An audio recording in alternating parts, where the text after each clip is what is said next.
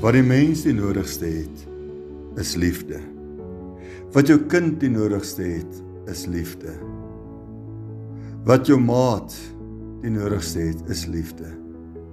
Wat sondaars die nodigste het, is liefde. En die Here Jesus Christus het God se liefde juis kom openbaar aan ons elkeen wat so soekend was na liefde op Golgotha. Op Golgotha leer ons die diepte van sy liefde ken. Dis liefde wat ons gered het. Liefde red vandag steeds.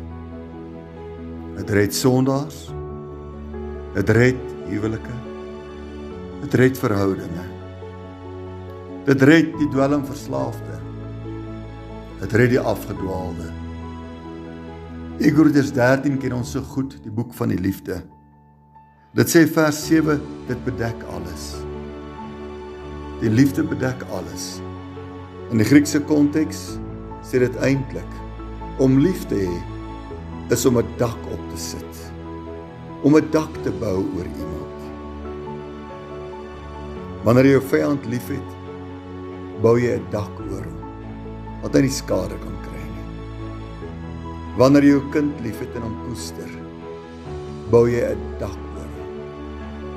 Waar jy ook al liefde toepas, daar bou jy dakke oor mense.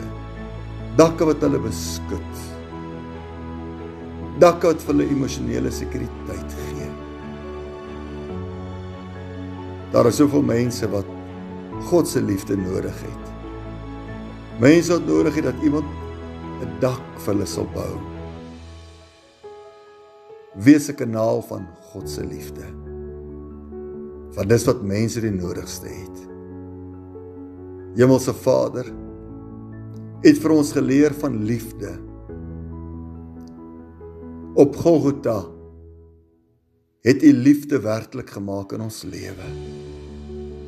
'n liefde wat sterf vir sonde, 'n liefde wat vergifnis bring, 'n liefde wat versoening bewerk tussen God en mens, 'n liefde wat optel.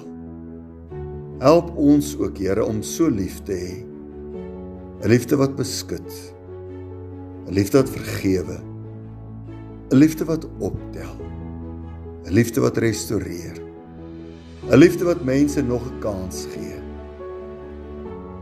Here, maak van ons kanale van God se liefde. In die naam van Jesus Christus bid ek.